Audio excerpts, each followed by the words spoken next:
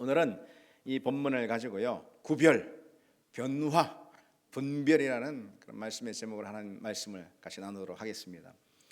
여러분, 이 생명인 사람이 있잖아요. 뭐 크게 문제되는 건 아닌데 사는데 그래도 불편한 점이 있죠. 어쨌든 이 생명인 사람은요, 근데 중요한 게 자신이 그 색을 보지 못한다라는 것을 스스로는 잘 알지 못합니다. 원래 그냥 자기가 보이는 대로 그 색인 줄 알아요. 근데 나중에 안과 가가지고 점검을 한 다음에 내가 그 색을 제대로 보지 못하는 거구나. 그래서 내 눈이 정상이 아니구나. 이것이 나중에 알게 되는 거죠. 근데 영적으로도 여러분 그런 경우가 있습니다.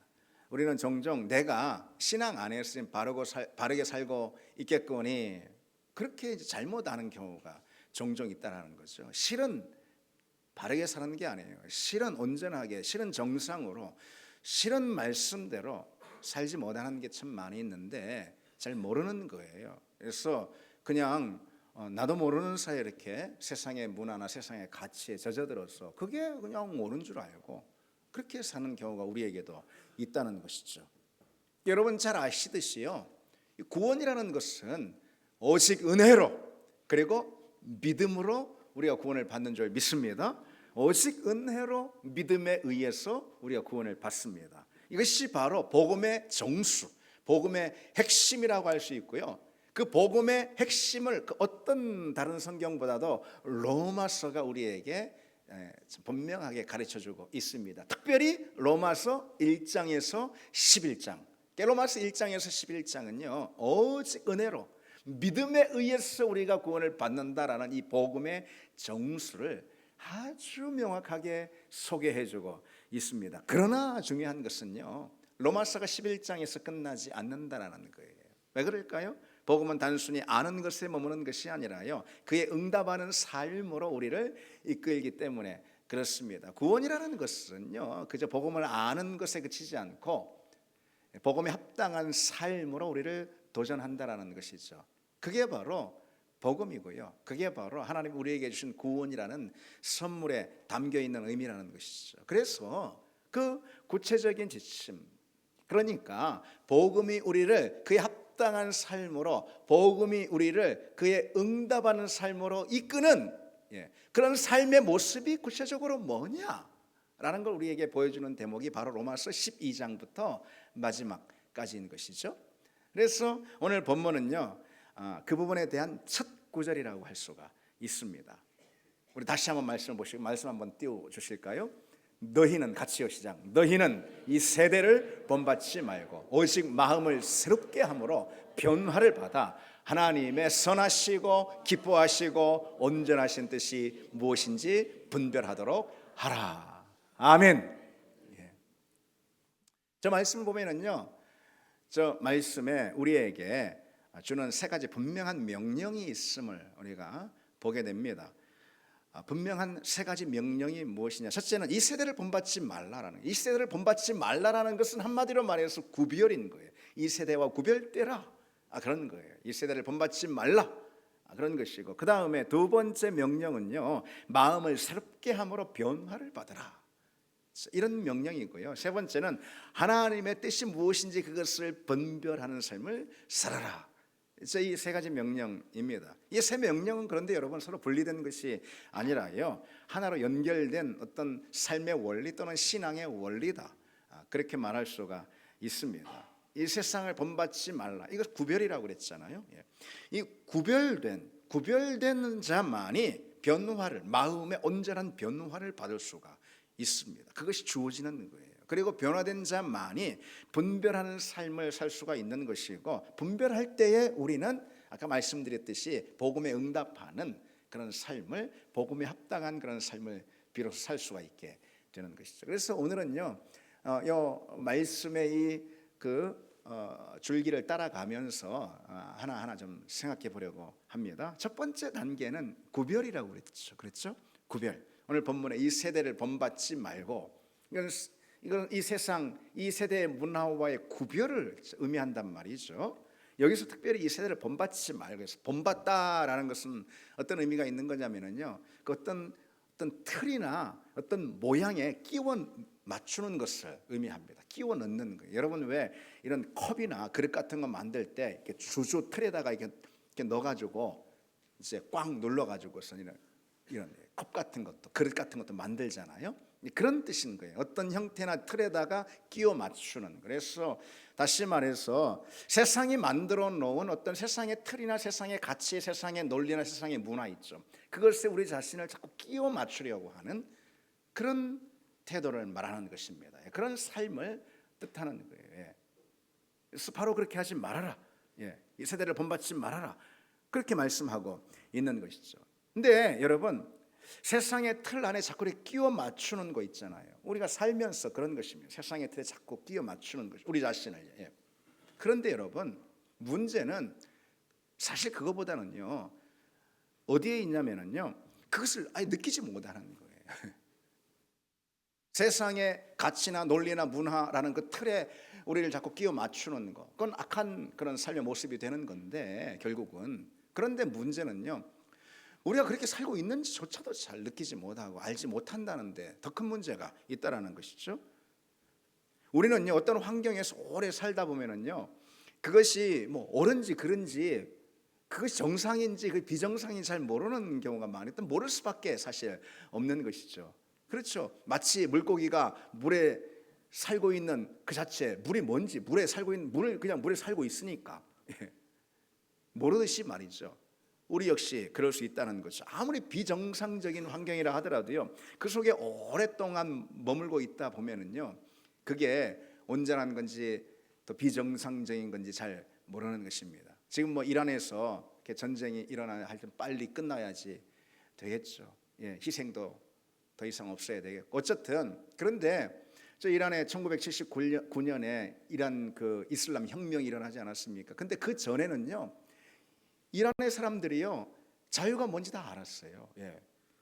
심지어 예수 믿는 사람도 있었고요. 인간다운 삶이 뭔지 다 경험했던 그런 사람들이에요. 그래서 그때 살았던 그 사람들은 지금 이게 뭐냐? 이슬람 전체주의, 이슬람 신정체제, 이런 건 삶이 아니다. 이거 알 수 있는 거잖아요. 그런데 그냥 그 시대에 태어난 사람은요, 그게 정상인지 뭔 잘 모른단 말이죠. 심지어 북한 같은 경우는 더더욱 그러지 않습니까? 그래서 북한이 이 정보를 통제하려고 안간힘을 쓰는 것이죠. 그래서 이게 그냥 정상적인 삶이지 하고 그렇게 여기도록 그렇게 말이죠. 근데 여러분, 모든 문제나 모든 질병이나 모든 사망이라는 것이 다 거기서 시작이 되는 것입니다. 그게 문제인 건데, 그것이 죽음의 길로 가는 그런 환경인데, 그런데 그것을 모르고 그냥 거기에 깊이 빠져들고 젖어드는 것이죠. 그것이 정상인 것처럼 온전한 것처럼 살아가다 그러다가 우리는 결국은 죽음의 자리에 이르게 되는 것입니다. 근데 예전에 제가 그 역사에 관해서 재밌는 글을 좀 읽은 적이 있습니다. 중세 시대엔 이 파리를 비롯해서요, 유럽의 여러 대도시에 있잖아요. 뭐 그냥 각종 오물들, 배설물들로 뭐 가득했다고 그럽니다. 정말 천지를 진동할 정도로 이 배설물 냄새로요. 근데 여기서 말하는 배설물은요, 다른 짐승의 배설물이 아니고 인분을 말하는 거예요. 사람 똥. 세상에 그걸 말하는 거예요. 근데 이때 당시에는 대부분의 집들에 화장실이라는 것이 따로 갖춰져 있지 않았습니다. 뭐 바깥에 화장실이 있든 안에 있든 화장실이 제대로 없었어요. 그래서 뭐 이렇게 집안에서 이제 대충 변을 보는, 그 이제 요강, 여러분 요강 아십니까? 요강에다가 변을 본 다음에 그냥 그 변을 바깥에다 그냥 투척해 버리는 거예요. 이거 상상 불가죠. 진짜로 그렇게 했다라는 거예요.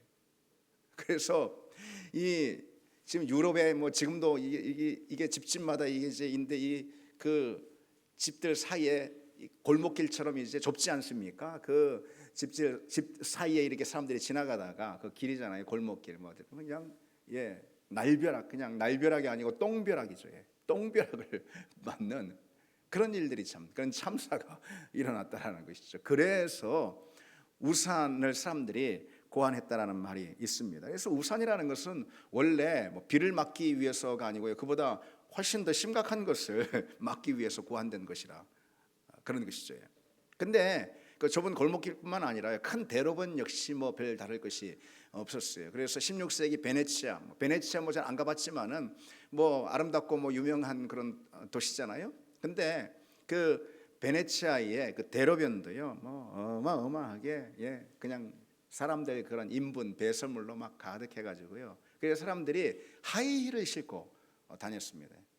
그래서 하이힐이 생긴 거예요. 그때는 뭐 하이힐 이렇게 부르지 않았지만은. 그래서 당시에는 여자만 하이힐을 신는 것이 아니고요, 남자들도 당연히 하이힐을 다 신어서 그 목적이 똥을 안 밟으려고 하는 그런 목적이 있기 때문이죠. 근데 배설물이 이렇게 그냥 넘쳐나 가지고요, 뭐 그냥 온갖 냄새가 진동을 하고 어떻게 그렇게 살았는가 싶을 정도. 당시에 이래서 프랑스의 왕 필립 2세 같은 경우는 이 도시를 시찰하다가 잠시 기절까지 뭐 했다나 그런 참 웃지 못할 말이 있습니다. 그래서 이 대로변 같은 경우는 싹 다 포장해라 뭐 그렇게 명령을 했다고 합니다. 근데 포장으로 그것이 뭐 될 일이 아닌 것이죠. 당시 사람들은 그래서 그 악취, 그 정말 코를 찌르는 정신을 아득하게 만드는 그런 이 냄새 때문에요, 알코올이 섞인 향수로 코를 진정시키곤 했습니다. 그래서 이 유럽이 향수가 유명해진 이유가 다 거기에 있습니다. 참 이런 걸 보면은 당시에는요, 뭐 위생, 공중보건 그냥 아예 그런 개념 자체가 없었어요. 그러니 그냥 뭐 우선은 향수나 우산으로다가 그냥 대충 뭐 이렇게 해결하려고 그렇게 했던 거죠. 그러나 위생의 문제로 인해서 우리에게 주어지는 것은 단지 뭐 똥물을 맞거나 아니면은 뭐 냄새가 나거나 그런 게 아니잖아요. 뭡니까? 질병이잖아요. 전염병. 그 전염병에는 속수무책일 수밖에 없었던 거예요. 그래서 여러분 그거 아십니까? 19세기 초까지는요, 인류의 그 수명이 불과 40세도 채 되지 않았다라는 그러는 거죠. 그 나이로 보자면, 그 기준으로 보자면 여기에 이제 앉아 계실 분들이 별로 안 돼요. 뭐 저를 비롯해서. 근데 그 가장 큰 원인이, 그렇게 빨리 죽은 가장 큰 원인이 무엇이냐? 그건 오물에서 비롯되는 그 수인성 질병이라고 그러잖아요. 그것을 수인성 질병이었습니다. 근데 그것은요, 뭐 제가 유럽 얘기해서 그렇지 우리나라 상황은 더 기가 막혔습니다. 우리나라는요, 그것이 뭐 거의 20세기 초반까지도요. 그래서 선교사들이 한 100년 넘 140년 전에 우리나라 왔잖아요. 선교사들의 기록을 보면은요, 선교 편지 이런 거 있어요. 보면은요, 그들이 와가지고선 제일 경악하게 충격을 받았던 것이 바로 그런 비위생, 막 인분이 막 그냥 길거리에 그냥 노출돼 있는 그런 거였습니다. 어쨌든 그래서일까 영국의 한 의학 전문지는요, 지난 수세기 동안 의학 분야에서 가장 위대한 성과가 뭐냐? 그것은 다른 게 아니에요. 하수도를 선정했습니다. 백신이나 어떤 뭐 수술 방법 이런 게 아니라 하수도가 인류 건강과 수명을 획기적으로 개선한 현대 의학의 대단한 성과다. 이렇게 발표한 것입니다. 하수도는 그래서 여러분, 우리와 가장 밀접한, 뗄래야 뗄 수 없는 가장 밀접하면서도 가장 더러운, 왜? 우리 몸속에서 나오는 거니까 가장 밀접하면서도 가장 더러운 그런 배설물로부터 우리를 구별해 놓은 것입니다. 그게 바로 하수도입니다. 배설물과의 구별, 그걸 뭐라고 그러는 거죠? 그걸 위생이라고 그러는 거죠. 그리고 그 위생이 우리가 건강하게 오래 살 수 있게 하는 그런 결정적인 생활 환경들을 우리에게 제공한다는 거죠. 여러분, 근데 영적으로도 마찬가지입니다. 우리가 밀접하면서도 영적 질병의 가장 큰 원인이 되는 세상의 논리, 세상의 가치, 세상의 문화, 그거로부터 구별된 삶을 우리가 살아야 한다는 것이죠. 여러분, 세상 우리가 그냥 뭐 떠나서 저 산속에 들어가서 절간에 들어가서 사는 그런 거 아니잖아요. 우리는 세상 한복판에 삽니다. 그리고 그것이 주님의 부르심이에요. 주님의 또 보내심이에요. 우리는 세상에 삽니다. 우리와 결코 떨어질 수가 없어요. 우리와 너무 밀접합니다. 그런데 영적 질병의 가장 큰 원인이 되기도 하는 것이 바로 그 세속 문화라는 거죠. 거기서부터 구별, 그게 바로 뭐라고 그러는 거죠? 그걸 가리켜서 영적인 위생이라고 그러는 것입니다. 그리고 그 영적인 위생을 성경적인 용어로 말한다면은 그것이 거룩인 것입니다. 거룩. 그리고 그 거룩을 오늘 본문에서는 뭐라고 표현하고 있죠? 본받지 말라, 이렇게 표현하고 있는 것입니다. 거룩, 다시 말해서 구별된다라는 것. 이것은 그 어떤 것보다도요, 우리 영혼을 안전하게 지키는 그런 울타리가 된다는 이 사실을. 그래서 여러분, 우리가 왜 그렇게 해야 되느냐? 우리가 왜 구별된 삶을 살아야 하느냐? 왜 그래야 하느냐? 그건 뭐 하나님 좋으라고 그러는, 누구 좋으라고 그러는 것이 아닙니다. 내가 살려고 그러는 거예요. 아멘. 내가 살려고 그러는 거예요. 살려고 우리는 구별된 삶을 우리는 도전하는 것입니다. 근데 문제는요, 오늘 구별된 삶을 살아야 되는데 우리가 뭘 구별해야 되느냐? 그걸 우리가 잘 모르는 경우가 있다라는 것이죠. 구별해야 될 대상을 잘 우리가 모르는 경우가 있습니다. 이것이 세상의 가치인지, 지금 내가 놓여 있는 이런 삶의 자리, 이거 세상의 가치인지, 아니면은 믿음이 우리에게 주는 선물인지, 뭐 삶인지, 그걸 우리가 잘 알지 못하는 경우가 있습니다. 그래서 우리 영혼을 병들게 하는 세상의 오염된 가치들 있음에도 불구하고 우리가 그냥 버젓이 우리 영혼을 오염시키는 그런 세상의 가치 가운데 우리가 버젓이 살고 있음에도 불구하고 전혀 알지 못하고 마음에 불편함이 없으니까, 영적인 이물감이라는 것이 이제 느껴지지 않으니까 그냥 그대로 우리가 노출된 대로 사는 경우가 있다는 거죠. 그럼 여러분, 우리가 분별해야 되는 구별이죠. 우리가 구별해야 되는 그런 세상의 가치가 뭘까요? 그런 디모데후서 3장에요.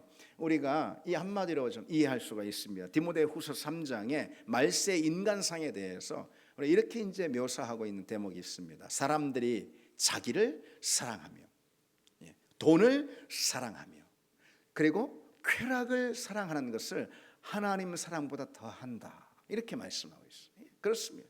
자기 사랑, 돈 사랑, 그리고 쾌락 사랑, 쾌락은 만족을 말하는 거예요. 쾌락 사랑, 이것을 하나님 사랑보다 더한다. 이것이 말세의 징조다, 그렇게 말씀하고 있어요. 여러분, 성경을 보면은요, 그냥 애들로 표현하는 법이 없습니다. 성경 아주 노골적으로 우리에게, 직설적으로 우리에게 던져줍니다. 말씀합니다. 자기 사랑, 그리고 돈 사랑, 쾌락 사랑, 이것을 하나님 사랑보다 더하니까, 그것이 바로 세상의 가치고, 세상의 가치를 쫓아서 자기 사랑, 돈 사랑, 쾌락 사랑하며 사는 그것이 바로 말세의 문제다, 그렇게 우리에게 지적하고 있는 거죠. 사단은 그처럼 여러분, 오늘 이 시대 우리에게요, 세상의 가치, 그런 가치죠. 자기 사랑, 돈 사랑, 쾌락 사랑, 이 세상의 가치를 통해서 매일 우리 영혼을 자극하고 우리 영혼을 공격하고 있다는 거죠. 여러분, 자기 사랑이라는 것이 무엇입니까? 이것 한마디로 말해서 모든 판단의 근거와 기준이 나 자신이 되는 거예요. 그래서 뭐 신앙생활 할 때도요, 그저 내 욕구, 신앙생활 할 때도 그저 내 필요가 뭐지? 내가 원하는 것이 뭐야? 내가 편한 것이 뭐야? 내 욕구가 뭐야? 거기에만 계속해서 반응하는 것이죠. 심지어는 신앙생활을 하는 데 있어서 뭐 기분과 감정에 따라서 그 믿음이 좌우될 정도로요, 이것이 바로 자기 사랑인 것입니다. 하나님이 아닌 자기가 우상이 되어 있는 것이죠. 돈 사랑이라고 그랬습니다. 세상의 가치라는 것은, 여러분, 세상의 가치는 다른 게 아니고 돈 사랑인 거예요. 그래서 특별히 돈 사랑이라는 것은 여러분, 우리가 어떻게 진단할 수 있냐면은, 돈은 우리에게 중요하죠. 그러나 돈 사랑은 다른 거예요. 돈을 사랑하는 거 어떻게 진단할 수 있냐?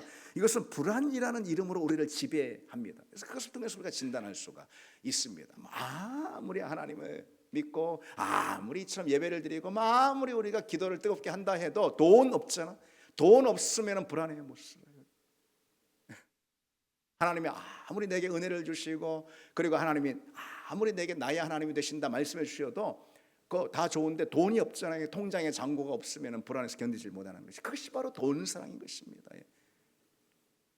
여러분, 그런 우리의 모습은 어떻습니까? 우리의 모습이 있습니까? 최근 보니까 뭐 전쟁이 터지고 뭐 하고 뭐 해서 뭐 그냥 그 증시가 코스피 뭐 지수가 뭐 그냥 오르락 내리락 뭐 해가지고 사람들이 그냥 아침에 일어났다 그냥 좋아가지고 밤에 그냥 누우면서 그냥 가슴을 쓸어내리고 뭐, 우리나라 사람들이 뭐 주식을 얼마나 많이 하는지 주식 계좌가 1억 개가 넘는다고. 1억 개가. 늦기 전에 빨리 만들어야 되겠어요.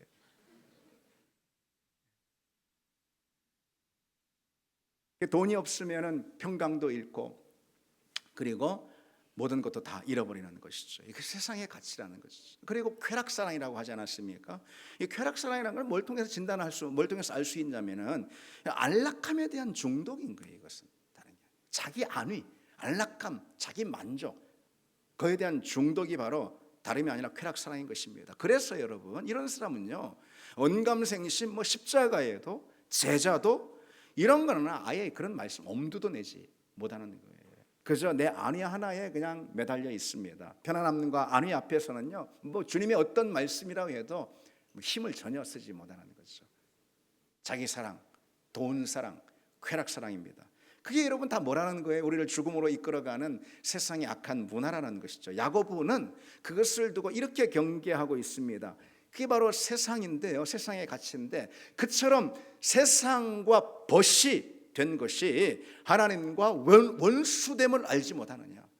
세상과 벗이 된 것이 하나님과 원수된 것을 알지 못. 여러분, 하나님과 원수를 짓는다. 이거는 하나님을 적대하고 하나님을 대적하는 것을 말하는 거예요. 그처럼 하나님과 원수가 되는 길은요, 어디 별난 다른 데 있지 않습니다. 안티 크리스천 그들이 말하는 것이 아닙니다. 세상과 원수가 되는 것은 곧 뭡니까? 세상과 벗이 되는 것입니다. 세상의 가치, 세상의 논리, 세상의 문화에 물들어서 끊임없이 그것을 먹고 마시며 그것에 취하는 거, 세상과 벗이 되는 거죠. 그것은 곧 하나님과 원수, 다시 말해서 하나님을 대적으로 삼는 일이라는 것이죠. 얼마나 무서운 말씀입니까? 여러분, 무섭지 않습니까? 그래서 오늘 본문에는요, 너희는 이 세대를 본받지 말라 라고 우리에게 이렇게 강조하고 있는 거예요. 우리 믿음을 무너뜨리는 것은 어떤 큰 시험이나 대단한 악이 아니라는 거예요. 매일의 삶 가운데 늘 만나는 세상의 가치들, 그 속에 어둠의 세력이 웅크리고 활동을 해서 우리 영혼을 훔치고 빼앗는 것입니다. 여러분, 배를 가라앉히는 것은 10m짜리 파도 이런 게 배를 가라앉히는 것이 아니고요, 배 밑바닥 눈에 보이지 않는 작은 구멍 때문에 배가 가라앉는 것이죠. 영적으로도 마찬가지입니다. 사단은요, 무슨 치명적인 한 방으로다가 우리를 넘어뜨리는 것이 아닙니다. 사단의 치명적인 한 방은요, 오히려 우리가 더 경계해. 우리가 더 우리 영혼을 지키려고 우리가 다 경계합니다. 그런 걸로 우리를 무너뜨리지 않는다라는 거예요. 매일의 삶 속에서 늘 만나지만은 그 위험성에 대해서 저는 인식하지 못하는 세상의 여러 가치들, 그런 걸 통해서 어느새 우리가 하나님과 멀어지고 심지어 하나님의 원수가 되어 있는 것이죠. 그래서 하나님은 우리에게 구별됨을 요구하시는 거예요. 세상과 벗되지 말아라. 이 세대를 본받지 말라. 구별이죠. 구별됨이 없는 곳에 여러분 하나님의 임재가 있겠습니까? 아야, 하나님과 적대와 하나님과 원수가 되어 세상과 짝이 되어 살고 있는데, 그런 구별됨이 없는 곳에 어찌 하나님의 임재를 기대할 수가 있겠습니까? 하나님의 임재가 없는 신앙이라면 그 신앙은 껍데기, 빈 깡통이 아니고 무엇이겠습니까? 그래서 오늘 말씀에 우리로 하여금 우리 영혼이 살라고, 우리 존재가 살라고 세상을 본받지 말라, 구별됨으로 우리에게 강조하고 있는 것이죠. 그 다음에 두 번째 단계가 무엇일까요? 변화입니다. 변화. 오늘 본문에 오직 마음을 새롭게 함으로 뭐라고요? 변화를 받아 그랬습니다. 세상의 가치에서 구별될 수 있는 힘이 어디에 나오냐? 내면의 변화에 있다. 물론 내면의 변화를 통해서 우리는 세상과 구별된 삶을 살 수가 있지만 이건 서로 연결된 거예요. 세상의 가치에서 구별될 수 있는 그런 힘이 어디에 있냐? 내면의 변화에 있다라는 거예요. 특히 오늘 본문에 변화라고 되어 있잖아요. 이것이 어떤 건지 알아야 합니다. 이 변화라는 것은 다른 게 아니에요. 본질 그 자체가 바뀌는 것입니다. 뿌리부터 송두리째 바뀌는 것을 의미합니다. 마치 여러분, 배추벌레가 나비가 되잖아요.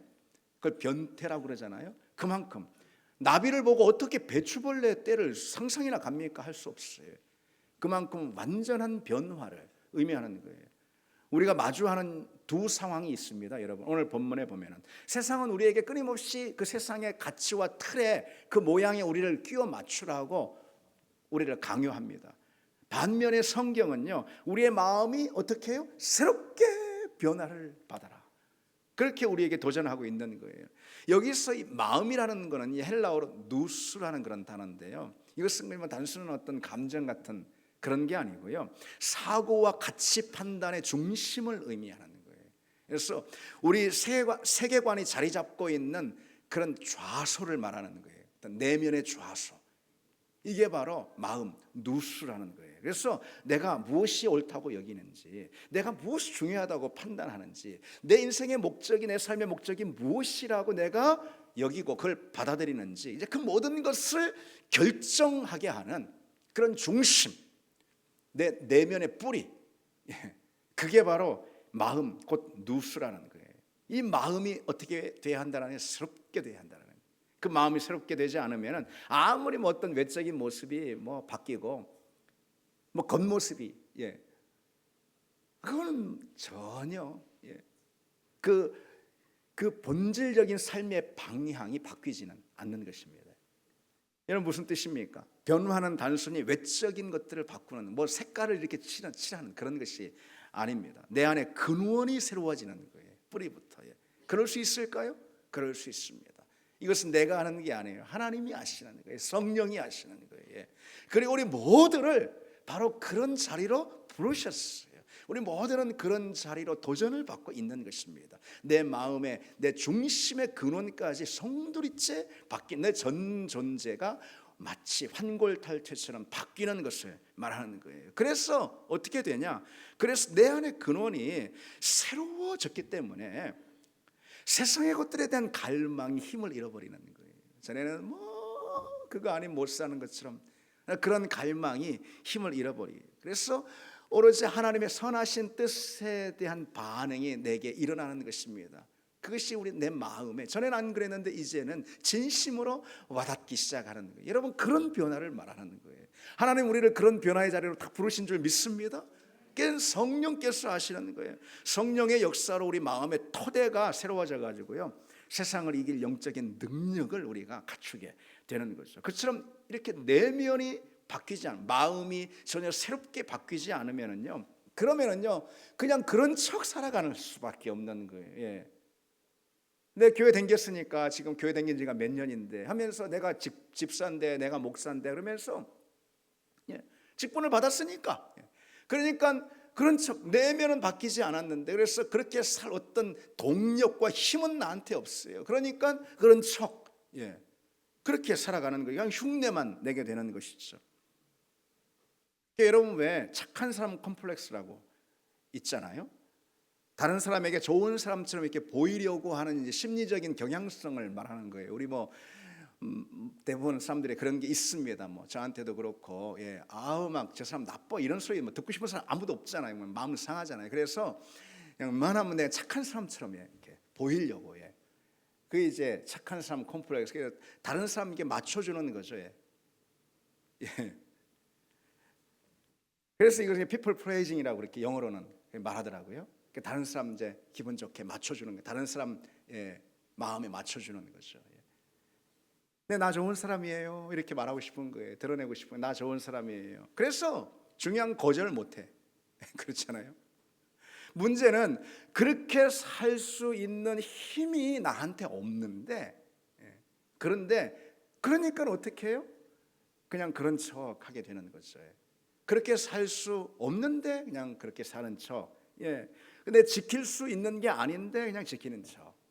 그렇게 사는 것이면 흉내를 내는 거죠. 그러니까 여러분 어떻게 되겠어요? 결국은 마음이 병이 들고 마음이 고갈이 되고, 그래서 그냥 완전히 탈진하게 되는 것이죠. 여러분 그렇다면은 여러분 율법이 왜 실패를 했을까요? 율법의 실패 이유가 바로 거기에 있습니다.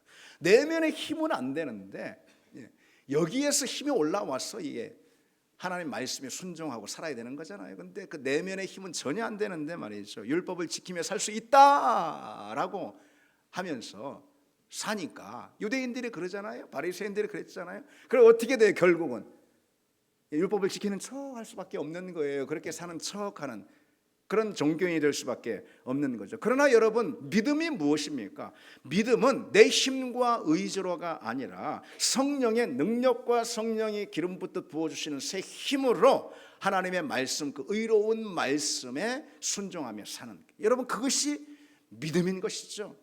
하나님은 우리를 믿음의 자리로 부르셨어요. 그래서 율법이 우리에게, 하나님의 말씀이 우리에게 요구하는 그 하나님의 말씀의 의로운 요구를 다 우리가 행할 수 있도록 하나님은 우리에게 믿음을 부어주시는, 믿음의 자리로 우리를 이끌어주시는 분이라는 것이죠. 내 힘과 내 노력, 내 의지로 되는 것이 아닙니다. 그래서 여러분 여기서 핵심적인 키는, 열쇠는 다른 데 있잖아요. 성령에 있는 거예요. 우리가 어떻게 내 마음으로 변화를 받을 수가, 새롭게 될 수가 있겠습니까? 내 의지로 아닌 것이죠. 그래서 우리는 성령의 충만함을 구해야 되는 것이고, 이것을 아무리 강조해도 지나치지 않습니다. 우리는 성령에 사로잡아야 하는 것이고, 성령의 능력과 그 성령의 손길을 통해서 우리는 하나님의 뜻, 하나님의 말씀을 이룰 수가, 성취할 수가 있습니다. 그래서 여러분, 우리는 기도해야 하는 것입니다. 주님, 내 마음의 변화, 내 중심 깊은 내면 뿌리채 변화가 일어나게 해 주시옵소서. 그래야 우리가 살 수 있는 거예요. 믿음 생활을 할 수가 있는 거예요. 그래야 해요. 그런데 이것은 내 힘으로 안 되잖아요. 그래서 우리는 또 다른 기도를 해야 하는 것입니다. 주여, 성령이여 오시옵소서. 성령이여 나를 온통 사로잡아 주시옵소서. 그것이 여러분, 우리의 가장 중요한 기도의 제목이 되기를 바랍니다. 세 번째 단계는 분별입니다. 구별, 변화, 분별. 오늘 보면 이렇게 말씀하죠. 하나님의 선하시고 기뻐하시고 온전하신 뜻이 무엇인지 뭐라고요? 분별하도록 하라 그랬습니다. 여기서 분별하다라는 이 동사는요, 매우 중요합니다. 그래서 특별히 헬라어로요, 도키마제인 이렇게 이제 말합니다. 근데 이것은요, 분별하다, 도키마제인, 이것은 뭐 단순히 머리로 이성으로 하는 것이 아니라, 이 이제 본 뜻이 뭐냐면은 금속을 불에 달구어서 그 순도를 시험하고 그리고 증명하는 것을 말합니다. 그래서 금속을 단련하는 것이죠. 불 속에 넣어서 시험하고 그 순도를 시험하고 그리고 증명하는 것이죠. 따라서 여러분, 분별하다라는 것은 하나님의 뜻을 분별하라, 그 선하시고 기뻐하시고 온전하신 뜻이 무엇인지 분별. 내가 분별할 수 있지, 머리로 내가 성경 얼마나 많이 잘하는데, 그런 뜻이 아니라는 것이죠.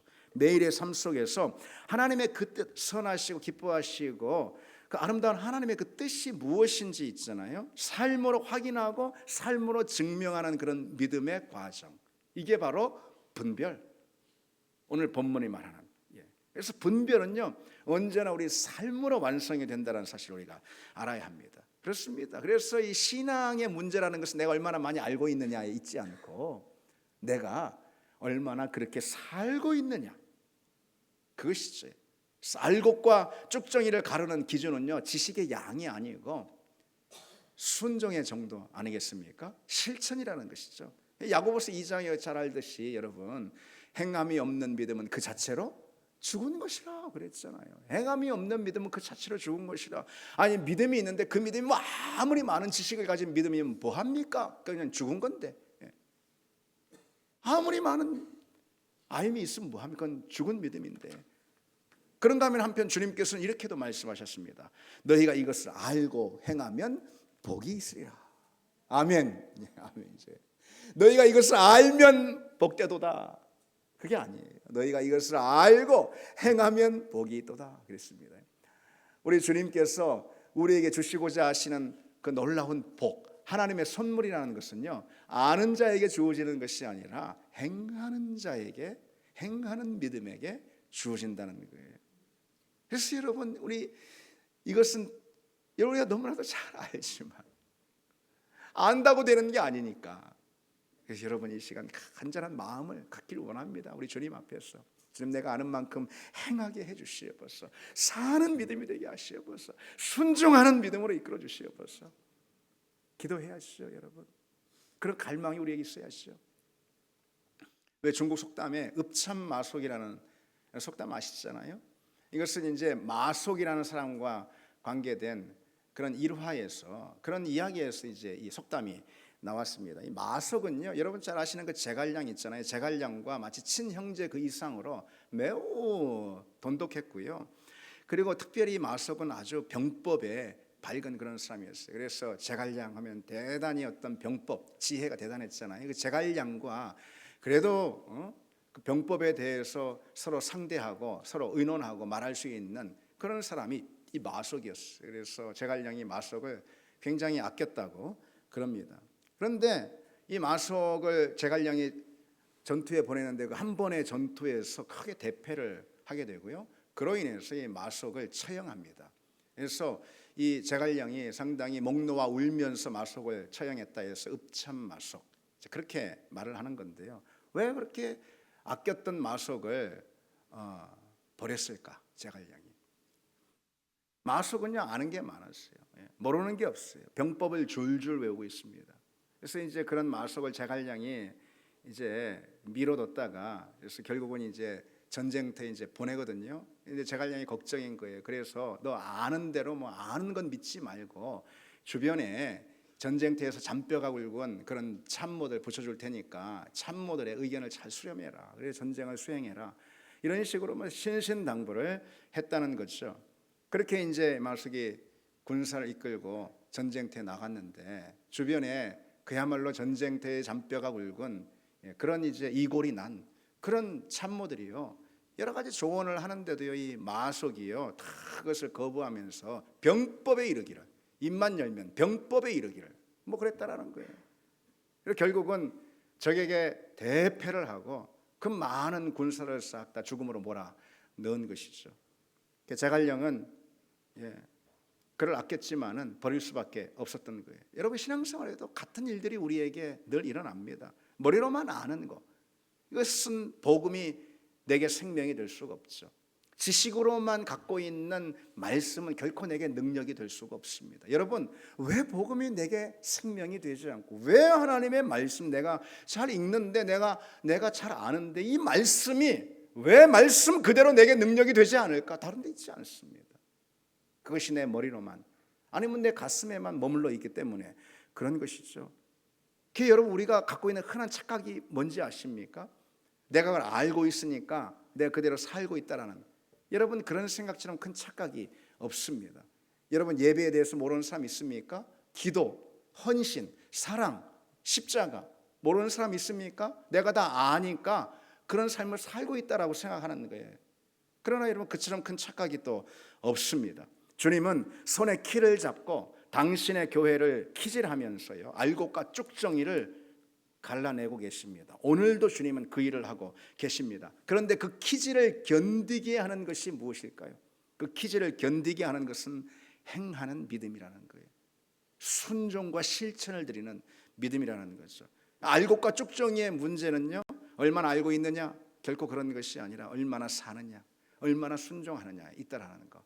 여러분 이것처럼 우리에게 중요하고 오늘 다시 우리가 마음에 새길 말씀도 없는 줄 믿습니다. 19세기 미국의 유명한 부흥운동가인 D.L. 무디라고 있습니다. 이분은 목사가 아니에요. 신학을 하지 않았어요. 오늘날로 보자면 평신도인 거예요 이분은. 그런데 하나님 부름을 받아가지고선 그 위대한 부흥의 시대를 열고 하나님께 쓰임을 받았던 그런 사람입니다. 부흥운동가죠. 그래서 큰 집회가 있는데 그 집회에서 어느 날 설교를 뜨겁게 무디가 했습니다. 설교를 마친 다음에 저쪽 청중성에 있던 한 대학 교수가 그 무디 앞으로 걸어 나오더니 무디에게 하는 말이 오늘 설교 중에서 당신이 문법을 몇 개나 틀렸는지 아시오? 50개도 더 틀렸어. 그랬습니다. 그러니까 이 무디가 하는 말이 아 그런가요? 뭐 나는 뭐 그보다 더 틀렸는 줄 알았는데 그러나 그렇다면 당신은 올바른 문법을 가지고 대체 몇 명이나 살리셨습니까? 몇 명이나 구원하셨습니까? 물었다라는 것이죠. 여러분 사람을 살리고 하나님의 역사를 경험하는 그 일, 생명을 누리고 능력을 얻는 그 일은요 아는 데 있지 않다라는 것이죠. 여러분 실은 그리고요 제가 교회사를 읽기를 참 좋아합니다. 2000년 교회사 200년도 아니고 2000년이잖아요. 교회사 가운데 일어나서 무수한 많은 일들이 있습니다. 교회사 읽기를 참 좋아합니다. 근데 보면은 저는 그런 결론을 한 가지 얻은 결론이 있습니다. 오늘 한국교회 성도들 우리처럼 저나 여러분처럼요 성경에 대해서 정말 지식을 잘 갖추고 있는 그런 세대가 없었어요. 초대교회도 그러지 않았어요. 초대교회도요 우리보다 훨씬 모르는 게 더 많았어요. 성경에 대해서, 진리에 대해서, 말씀에 대해서. 우리처럼 여러분 정말 잘 알고 잘 배우는 그런 2000년 역사 가운데 기독교 역사 가운데 그런 게 없었습니다. 여러분 초대교회 성도들 그 뒤를 이은 정말 수많은 부흥의 믿음의 세대를 이끌었던 많은 하나님의 종들 그들과 오늘 우리의 가장 극명한 차이가 무엇일까요? 그들은 진리를 더 명확하게 알고 그들은 더 하나님의 말씀을 분명하게 깨달아 알고 있었다. 그게 아니라는 것이죠. 그들은 행했습니다. 그들은 작은 거 하나 알아도 순종했습니다. 그들은요 그 인생을 바쳐서 순종했습니다. 목숨을 걸고 순종했습니다. 여러분 그런 순종과 실천이 오늘 우리에게 있습니까? 100마디 말하는 것보다 한 걸음의 순종을 주님께서 요구하시는 줄 믿습니다. 아는 게 중요한 게 아니라는, 이제 제자 훈련도 시작이 되잖아요. 그래서 제가 뭘 안다고 뭐 막 가르친다고 되는 게 아니라는 것이죠. 여러분, 양육도 시작이 돼. 양육자도 마찬가지예요. 데리고 와봐, 내가 아는 대로 다 가르쳐 줄게, 내 많이 알거든. 그런다고 사람이 변화가 되고, 그런다고 하나님의 역사, 일이 일어납니까? 순종의 모범을 보이고 실천의 모범을 보여야 하는 것이죠. 그게 바로 100마디 말이 아니고 한 걸음의 순종, 이게 바로 오늘 본문이 우리에게 말하는 분별인 거예요. 분별은 다른 게 아니고 바로 그것입니다. 이제 말씀을 맺겠습니다. 여러분 기억하시기 바랍니다. 구별, 변화, 같이 해봅시다. 구별, 변화, 분별.